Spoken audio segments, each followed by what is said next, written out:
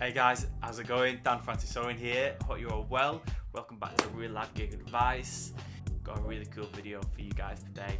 We're going to be talking about how to nail it at a jam session. Now, I'm pretty, and actually I'd go as far to say as I'm 100% certain that every musician that I know has been in a position at a jam session where they've got absolutely roasted. These situations, they can be intimidating, they can be scary, but you've got to do it to get to know people and cut your teeth. You've got to jump in the deep end and get stuck in. So today I'm going to be showing you some solid advice which is going to help you get through whichever jam session that you are turning up to. So there's a couple of things that you really need to have under your belt in order to nail it at a jam session.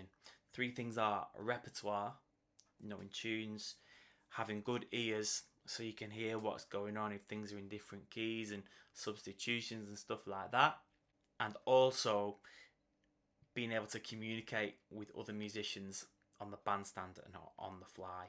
So whatever type of jam session it is, there's gonna be stock tunes that appear really frequently. So figure out what type of jam session it is that you're going down to. Is it a jazz jam session? If so, you need to learn such tunes as All the Things You Are, Autumn Leaves, Beautiful Love, So What, Stella by Starlight, Rhythm Changes, Cherokee. All these stock tunes which are gonna come up really frequently. Or if it's like a pop jam session, what you can do is go and check out what songs that the singers are calling on a regular basis. That way, then you've got their repertoire in your back pocket for the jam session, and also when the jam session goes well, because you know all the tunes, they'll have gigs that come up and they'll want to book you because you know their tunes. Another thing, guys, is that what you want to be prepared for is for singers and horn players, whoever's calling the tune, you should be aware that they might say, okay, cool, I want to do this tune, but in this key, with this feel, and at this tempo. So you've got to be prepared there for different keys, feels, and tempos.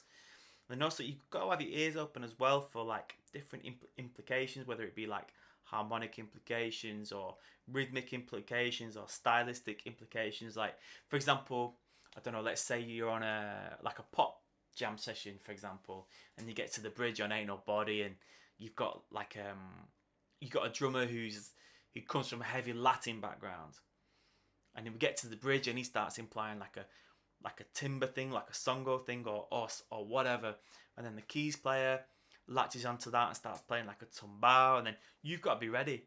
You've got to be ready to latch onto that straight away. You've got to be listening all the time. Alright guys, let's face it, we're not all gonna know every single tune in the world, right?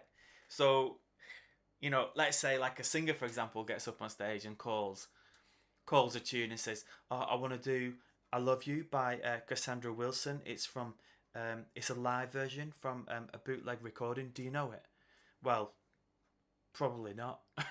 A bootleg recorded in 1984 of I Love You. How many tunes have been called I Love You in the history of music? It's unlikely, and I think this is where your communication skills come in, your people skills come in, like how to handle that. And I always think it's better to be like, oh, I don't know that, but say, for example, you lean over to the keys player. Do you know this well? Then the keys player can explain to you, or somebody else in the band. Fingers crossed you've got friendly people in the band, and you can say, oh, what's the gist of this? How does it go? And they'll be able to explain it to you. And if you're a hardworking musician, the likelihood is that you already have an awareness of the style or the artist or even the song, and you've got enough musical experience to make it happen. And that's what being on a jam session is about making it happen. And guys, communicating on the bandstand. You might be playing a tune you know well, or you might be playing a tune that you don't know very well. But what you need to do is keep your head up and keep eye contact with, more often than not, it's like singers and horn players, because really they're the ones who call the tune and they're the kind of ones in charge. So you've really got to be watching them for vocal cues, round and round, last time, things like that. And that's important because they're giving you cues, you know. And then also as well, like for endings as well, you know, like a keys player might have like an idea for an outro or something like that, and then out of the outro might emerge a drum solo. You just got to keep your head up, your eyes open, and your ears open. Another thing, guys, that I wanted to mention is when you turn up to a jam session for the first time, just be cool, right? Don't be like running around like on the edge of the stage like, can I play, can I play, can I play, can I play? You know, it's not cool, man. It's just really not cool. So my advice, and I say this because I've been in the position of somebody who's playing bass in the house band, and I've had somebody just walk up on stage and expecting me to hand my bass over to them and play, and yeah, it's a jam session, but I didn't know this person. I saw them around the venue that I was playing, but I don't know them. They're not with anybody who I know, and they want to get up and play my bass.